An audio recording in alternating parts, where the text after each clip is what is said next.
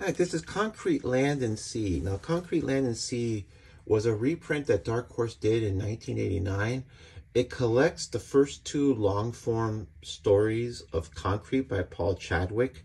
From what I understand, Concrete was originally serialized in Dark Horse Presents on a monthly basis, and then eventually they gave a flyer to make long-form stories, and Concrete's had a long history.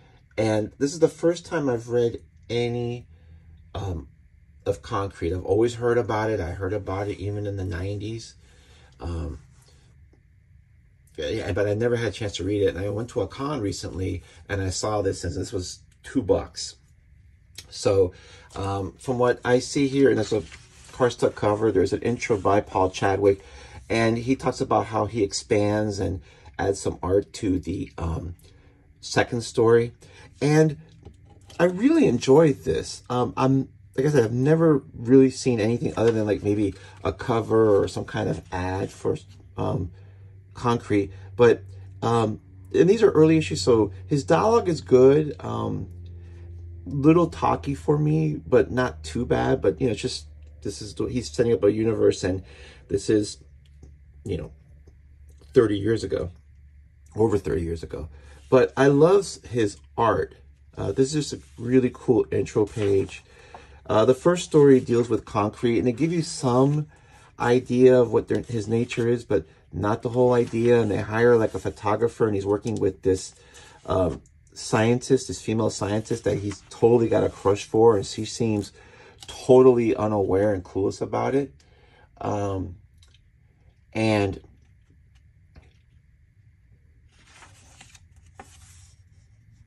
it's sort of like they're there, and then these politicians use them for like political purposes to like save some miners from a tunnel collapse.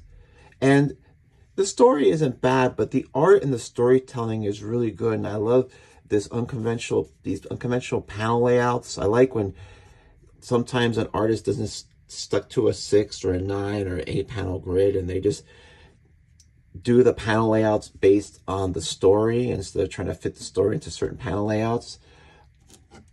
I mean, either way is fine, but I kind of like it when someone says, hey, I'm going to do something different with panels. And so Concrete is in this tunnel, and some of these pages in these panels are just really glorious like this. This is just when there's like a tunnel collapse. And I just love this, where you see this big, huge chunk of rock falling, and he's here, and he looks back, and this is all silhouette, but all you see are his eyes looking up. Just really great art. Chadwick is a great artist. And then you have different people's reactions to, they think that Concrete might be like stuck down there forever or will die.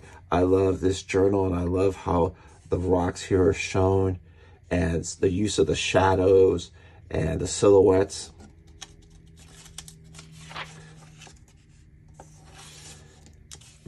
Just really like that. And they're all like, these people are thinking, you know, like if Concrete's dead, what happens? And you find that Concrete does survive, and there's a plausible explanation for that. It's not gimmicky. And then it ends the first story, and I love this scene here, like this airport with the clouds and the sun and all that. Just really lovely. And then the second issue is that he's deciding to test his like abilities, so he's going to swim the Atlantic. So the whole story is about them swimming the Atlantic, and it builds on the dynamics of them. It builds on the photographer, the scientist, Concrete. They have this lecherous old guy who's like sort of financing this trip, and they kind of show more of Concrete's abilities, and he's just like trailing them swimming. And I just like this one panel, just really gorgeous. And then they have these nighttime scenes. I love how the moon is like the use of moonlight, where you just have the hair is like light, and all this is like in shadow. That's like, that conveys that silvery moonlight when you have like a full moon and you're out at sea and there's no other ambient light around. And this panel, there's something that he talks about, Paul Chadwick talks about in his introduction, that this isn't like a panel they drew and they just kind of Xeroxed it over and over and over again. These are all individual panels, and he actually jokes about maybe he might actually like come close or beat George Perez's, you know, ability to like do these small panels. This is just amazing. I would love to have seen this, the original art for this. So the story goes on. The story kind of drags a little bit, but it's there just really more to set up relationships, show what his powers are, his abilities. And again, there's just some really nice, the art is really great. And I kind of like it when the panels are a little larger. It seems like Chadwick really knows how to use these larger panels well. I mean, the smaller panels convey the story, but I really like some of these. And then there's a scene where he goes underwater and he kind of explains how it is to be underwater. And I love this. This is just a really gorgeous panel. Just really great art. Great use of black and white. And so on, the story. And eventually they have to kind of like scuttle the trip because they actually run into a storm. And they're trying to like just survive on a life raft all this time until they're actually found by a cargo ship,